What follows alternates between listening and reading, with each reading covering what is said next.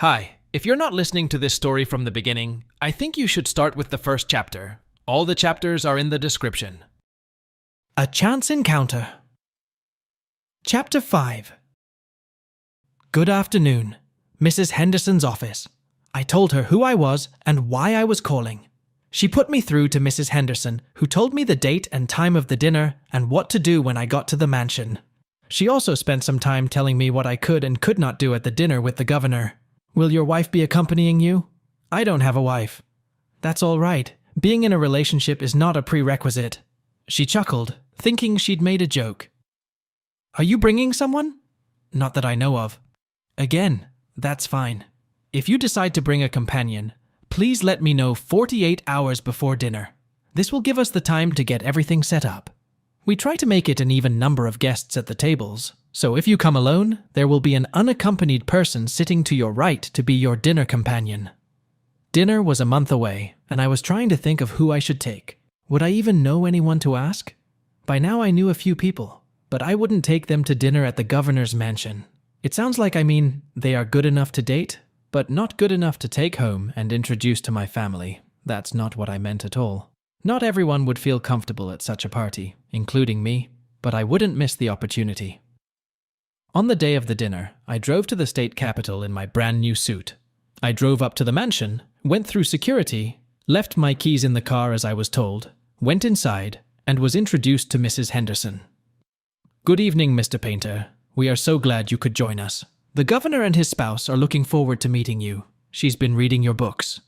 She took my hand. Let me introduce you to your dinner companion. She led me across the room to a small group of people who were chatting. I beg your pardon, she asked. Julie, there's someone I want you to meet. A tall person with brown hair stepped out of the crowd. Julie Simpson, this is Matthew Painter. Matthew, this is Julie Simpson. Hello, Mr. Painter, I said, extending my hand to her. She took it. She wasn't a stunning beauty, but she was pretty in the classic sense. Yesterday I found out you were going to be here, so I asked Maggie to put me next to you. Well, thank you. I'm honored. We talked for about 20 minutes before going through the receiving line. I learned that she was a forensic scientist with the New York Police Department. 32 people attended the luncheon, including the governor and their spouse. Soon, it was time for the receiving line.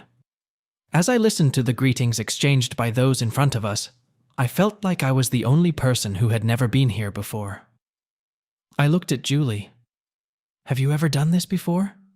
She smiled and nodded. Don't worry, it doesn't hurt. Then it was our turn.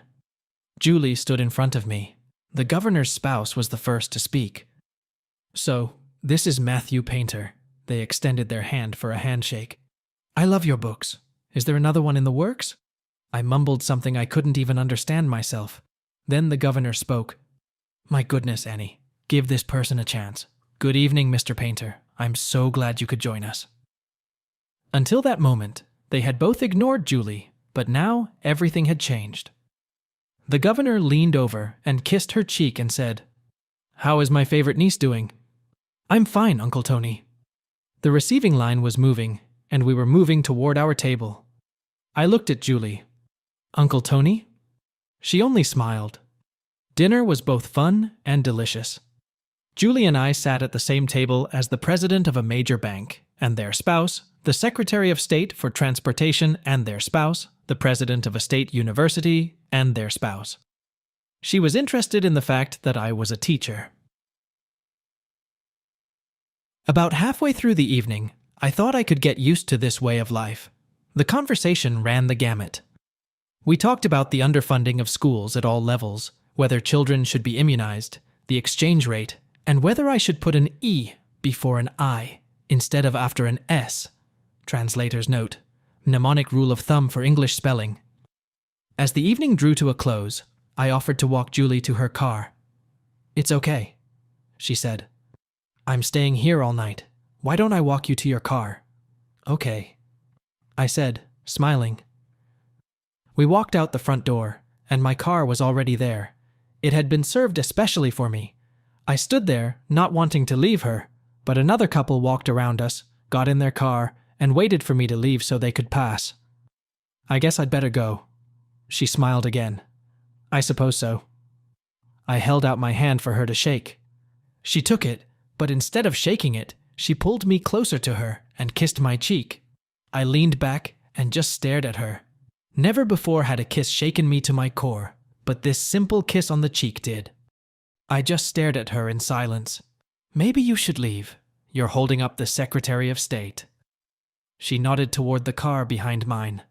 Darn, I said under my breath and rushed to my car. I was just pulling out of the gate onto the street when I realized I had just said darn in the governor's mansion and in front of their niece. By the time I got home, it was almost dawn, and I was completely exhausted. I took a shower and went to bed. Shortly before noon, I was awakened by a phone call. Hello, I said. Mr. Painter, this is Maggie Henderson. Good morning, Mrs. Henderson. Are you going to tell me that I committed some serious indelicacy last night? She grinned. Call me Maggie, please. No, Mr. Painter, no indelicacy at all, at least as far as I know. Okay, and please, call me Matt. Okay, Matt. The reason I'm calling is because Julie Simpson asked me to give you her phone number in case you, want to call her and talk about anything. I smiled. I would. And you can give her mine, of course. I wanted to ask her last night, but I didn't. I wrote it down, and as soon as we hung up, I put it in my contact list. The next day, I called Julie, and we talked for 2 hours. As is often the case, one call led to another, then a third, then a date, and another date, and another date, and another date. Our conversations touched on a variety of topics. I told her about Lisa and Willis, and she told me about her difficult past relationship. She seemed particularly interested in Willis and wondered how people like him could behave the way they do. They need to be dealt with somehow. She expressed her opinion. One day, Sylvia called me and informed me that the book signing tour was ready and would start the following week. She sent me an itinerary, and it included 24 cities in 30 days. It wasn't going to be easy. I immediately called Julie to let her know. We had been spending a lot of time together and had become close. She was an ideal partner. Her personality was perfect. In fact, I thought about what Eagle had told me, that Lisa's qualities were impressive. I had seen both individuals, and Julie's were better. Her character was perfect, and her attitude was perfect. Everything she did was perfect. She loved spending quality time together, something I really appreciated since my divorce, and she loved being together intimately. Any position we tried felt great, and she was open to exploring new experiences. We spent most of the week before my trip in her apartment in each other's company. When I undressed her for the first time, I felt a bit nervous. When I unbuttoned her blouse, my hands trembled slightly, but she put her palms over mine to comfort me. I remembered unbuttoning Michelle's blouse in Florida and wondered why I hadn't been nervous then. I decided that I knew I wasn't going to be involved with Michelle, but I wanted to have a meaningful connection with Julie.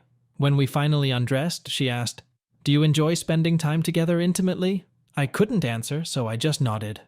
"Good," she said, dropping to her knees. "So do I." I remember telling Willis that he'd rather do something challenging than experience intimacy with Lisa. Julie's approach was completely different. It was more like a delightful experience. I remember one night when I was alone in my hotel room during my book signing tour. I thought about how her intimacy might feel if she had a pierced tongue with a unique feature. Eventually, I had to return home and pack for the tour. It would be a lucrative venture, but it would be lonely. I really hated to leave. The tour was magnificent. There were many books for sale, and when I got home, there were 3 checks waiting for me. 2 regular monthly checks, plus a bonus check. I really missed Julie. We talked almost every day, and I couldn't wait to get back to her. She told me she was working on a special project, but it should be finished by the end of the week when I got home. Since I had been gone for a month, a lot of stuff in my refrigerator had gone bad. I cleaned it out and headed to the store. I got what I needed and stood in line at the register. The person with 3 customers in front of me seemed to be struggling to find enough money to pay for their groceries. "Come on, person, you're holding us up," said the guy in front of me. The person burst into tears and walked out without their groceries. I left my cart where it stood, pushed the loud-mouthed person aside, looked at the total amount they owed, gave 2 20s to the cashier, grabbed the bags of groceries, and ran after them. "Person, person. Here are your groceries." They stopped, turned around, and we both froze. I slowly approached them and tried to hand them the groceries. They hesitated, then slowly took the bags, turned, and walked away. I followed them for about a block. They looked back at me twice. The second time they stopped and turned to face me. "Are you following me? Yeah? Why? I want to know what happened to you." "But why?" "Because you look terrible, and I'd like to know why." "So you can laugh?" "I won't laugh." They walked on, and I walked beside them. "Do you want me to carry them?" I pointed to the groceries. There weren't many. "No thanks." We walked to a wooden staircase, climbed it, and entered the modest apartment. They opened the door and stopped.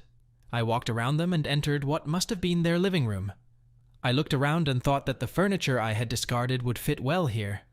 There was an old upholstered chair and a rickety coffee table, nothing else.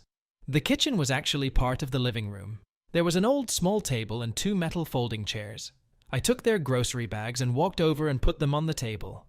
I took a carton of milk out of one, opened the refrigerator door, and put it inside. There was a jar of mayonnaise standing there. They liked it on their sandwiches. Some lettuce, an egg carton with 3 eggs in it, and a half-empty package of bologna. They didn't like it. By now they were sitting in a padded chair. I brought over one of the folding metal chairs and sat down across from them. "What's wrong?" They looked at me. "I'm so embarrassed. I thought they loved me." That's when they broke down. To be continued.